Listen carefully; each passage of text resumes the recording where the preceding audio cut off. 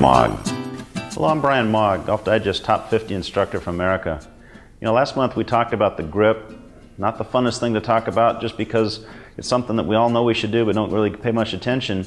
But in that, we talked about putting the inside pieces right, putting a foundation in place so your hands are linked to the club correctly. Well, this month we're going to talk again about the grip, but rather than talk about the inside, we're going to talk about the outside. Where should my hands be so that they're fully kind of together, unified, connected, and all the pressure points are right. There's four things I kind of want to show you here. We want the left thumb and the left index finger unified. We want the right thumb and the right index finger unified. I want to make sure when I put my right palm on, I'm covering up the side of my left thumb.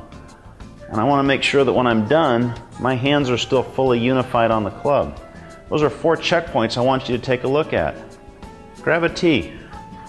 First checkpoint, put it between your thumb and index finger, right here. And just spend some time. You don't have to get off your couch. Just sit there, put the tee there, move the club a little bit, and get comfortable with that there's no air, there's no space in here. Switch it. Put it in your right hand. Put it between the right thumb and the right index finger. Same thing. Just keep sitting on your couch and put that there. Move the club a little bit. Feel the pressure point.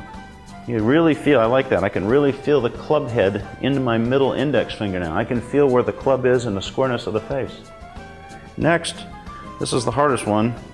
I'm going to put the thumb and the tee right there together against the right palm. This is the one I see most people miss up.